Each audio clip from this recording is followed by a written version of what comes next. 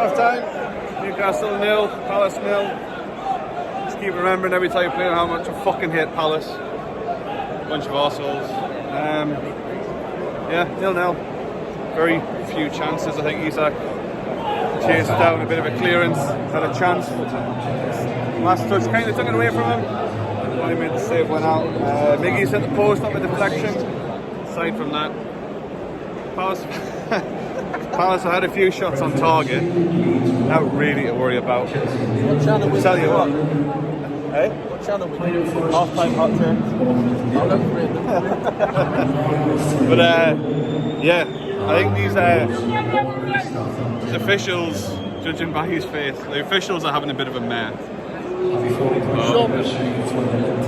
It's crap that we say it all the time, but it really is bad. I don't even recognise the bloke's face, I haven't got a clue. To be clear as well, he's been shit for both teams, really. Yes. The amount of stuff that he's been letting go, and then I think there's been one booking so far for one of our players. Almost identical challenge to one of theirs made, no booking. So... Don Mickey Jr. he never spoke to the kid. The kid went over the back of long stop, he never spoke to him. We're the only ones with a booking, man. I really don't want to keep complaining about the officials all the time, but they do. Well, we'll get the bit that's going to sound like sour grapes out of the way, but ironically enough, after all of that in the first half, he played 2 minutes of injury time. So 2 minutes as well, everything that the media said about us being just time wasters and stuff on Wednesday night, it's a pile of fucking shit. Yeah. We're not being like Palace. If we were time wasters on Wednesday, I don't know what Palace have been doing in this half so far. But it's been a joke. Newcastle's our grapes, not allowed to say that, man. Well, like I said, coming down 0-0. We've had more of the chances. They've had potentially more shots. They're a good football team. Completely tame shots. Yeah. Like they've had nothing's really worried anything. They're a good footballing team, so it's dangerous. But we kept it relatively quiet, I think, to be fair. Right, we had that Isak chance. Charged down the block, charged it down, took it through. Wrong choice, unfortunately. Last touch just took it away from him a little bit. A little bit heavy, but I think it'd have been better putting it at the keeper's feet, either side of him, nice and tight, because he was bearing down pretty quick on him. But nice and tight, he should have. Hey, that's why I'm going to centre forward. Again, though, it's as much as we might sound like we're hating it and everything. It's as positive a hot. Like we've been running them ragged, really. Like the first 5-10 minutes, none of their defenders could judge any balls coming over the top. They had no idea where it was. Like Miggy passing and moving, getting into space. The amount of runs that he's been on. Again, the final ball's necessarily not maybe there, but it's got them shitting themselves. First 10 minutes, we seem to play a lot down our left-hand side with Fraser. I don't know, I think they're number 2 is Dempsey, I think. Centre half, but he's playing with the right back. I think that's what it is. But I think we've heard it, we've gone back, we're playing Miggy's side all the time. Longstad's having a good game, very good game, some good balls through to them, but a little bit more composure up top and I think we'll be alright. I really do still feel confident. See where we go second off. You think as well, we've always said that Palace are like a tough team to play against. Obviously last year I beat them 1-0. Bit of a shit game, but like you got Zaha, he's done now. He's stuck out. Like we've always said about Maxi, if you tackle Maxi hard in the first 5 minutes, he's out the game. Yeah. Zaha's had now. No, I don't think I'd blamed him because of Trippier. I mean, I think Trippier's shutting him out the game, so they're not trying to use him. They're using it Ayo down to the side. He's playing right on the right hand side with them. He's getting most of the possession. That's where their players gone through them. Good fun.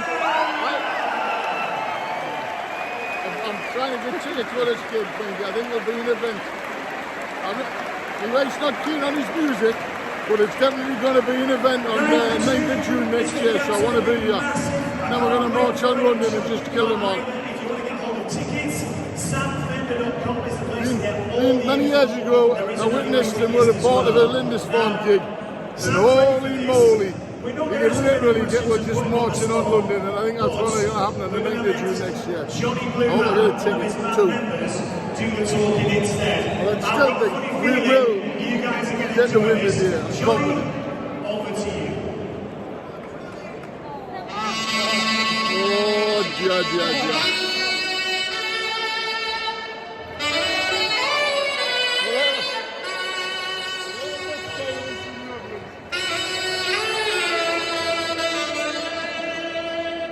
Respect.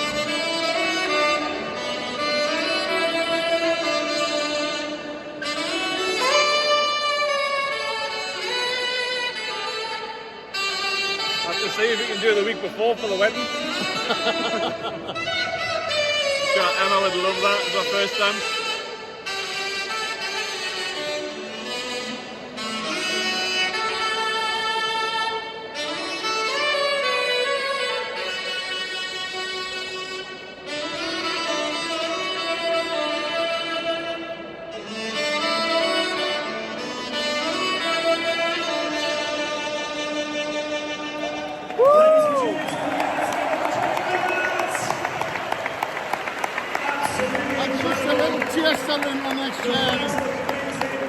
There's no point even trying to talk through that bit, so I just didn't bother.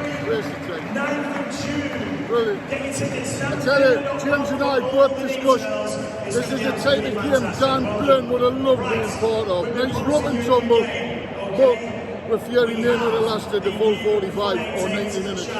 I think, because again, realistically, there's not been a great deal of stuff happen in theory. We've had the most of the ball, we've had the most chances, like realistic chances, but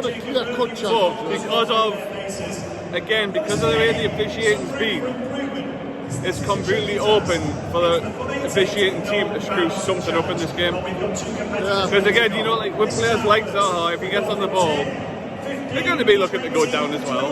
But obviously you'll not hear that on the telly.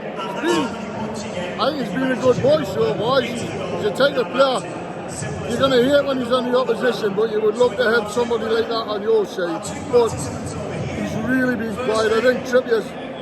Well, I don't think Trippier's marked him out the game. Like I said earlier, I think they're just not playing him. Whether they're just saving his energy for the second half or not, I don't know.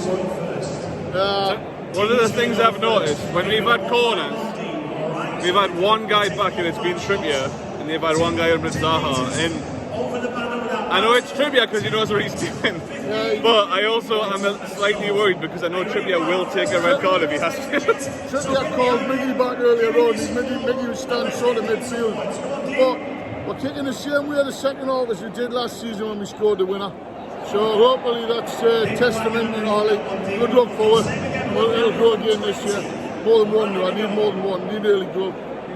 Changes wise, realistically, what would you want to change? I think like we talked about before the game, and fancy Anderson coming on. And again, Longstaff's been good so far, but in the past like 2 games, there's been some slightly passing here and there. I know he fed that ball through for Isaac for the goal, and he had a great one for Miggy today. But if Anderson's going to get a chance, it's going to be in games like this. And Willock's not really been. I don't think he's been in the game much, but I'd still rather stick with Willock and remove Longstaff on about 65. In all honesty, it's hard for the kid because he is having a good game today, but he tends. I think his energy levels don't last the full 90, and I'd have Anderson on about 65 for Longstaff. Fraser's doing all right, but we need to go back to him. We need to go back to him early in the second half because everything's doing Mickey's side. Fraser, since he came back into the team, like he came on against Wolves, and it felt as if the game changed when he came in there. But it's like the intensity that he brings to charging it down and stuff. We talked about it at Tranmere about Murphy as well. Like, no, Murphy, place for him.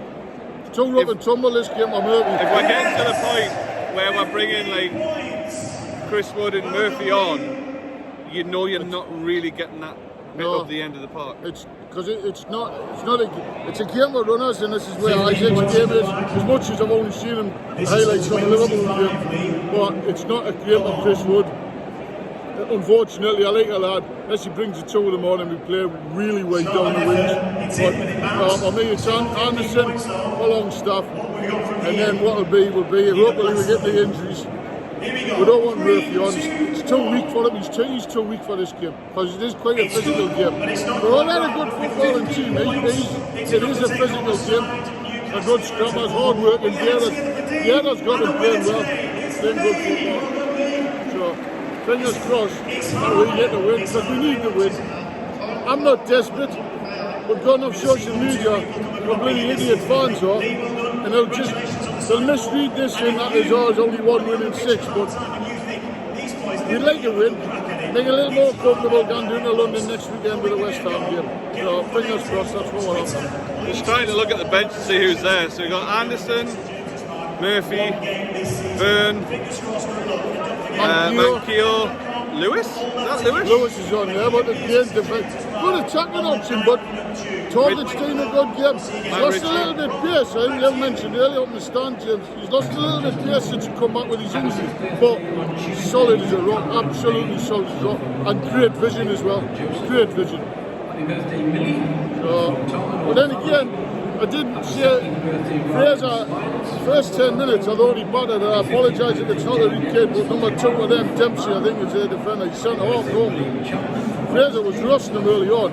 If we can get Target up, advanced playing with Fraser, or Lewis coming on and playing advanced with Fraser, it's an avenue in there without a doubt. But then equally, that's a Chris Wood substitution with the ball in the middle. I've changed my mind. I mean, I'm hoping, again, from what we've seen, obviously you haven't scored, but again, Isak, it's like you're hoping, he got 60 against Liverpool. You're hoping he can get the full 90. He's obviously not trained much with the team because of the whole Brexit work permit situation, but he's still football fit because he's been playing over in Spain before we signed him, so he still had a pre-season, he's football fit. I think, apart from that one he created himself, created with a block on a clearance, we haven't given him out really, I don't think so far. Not criticism, just hasn't felt with him. I did mention earlier on to James in the stand that the bloody every second ball seemed to be falling to them. Which is no good for us because we're a second ball team. Yeah, apparently. Before they missed that cup also. But anyway, I hope we got on the day. Miserable git. I was nearly racist, but I held it back. Gillen, you'd be proud of me, love. I didn't see it, but he's a miserable git. Lucky. He's always at night shift on Wednesday night. But bring back the day, and I'm confident we will create a chance for Isaac Locally. Longstaff's vision to Mickey's brilliant. I think we're actually playing quite deep though as well. Joe Linton, not Joe Willick. Joe Linton's deep as well, so. But he's been an absolute man mountain again in the middle of the park, which we need because I think changing the run again, Anderson brings a lot more physicality. I think he's a big lad. He's only young, inexperienced, but he's a big lad, and I think he'll play well in this middle competitive. I think he will. I really do. I think he'll do well. What do you think, score then? I said before the game, I said 2-1 Newcastle. But now I'm thinking 2-0 Newcastle. I kind of see them. They're good team, good football team, but they literally haven't created anything. So I'm going to go 2-0. Early goal, hopefully just to celebrate. Got any scorers? Isaac. Going Isaac and Big Joe. I fancy Buckman on the corner. My set pieces have been a bit better this game. Had a couple of hard lines. I fancy Buckman on the set piece. Any of them will take me. Well, players are coming out, so we both said 2-0 from this point, so we'll see how we go. Let's see how it goes.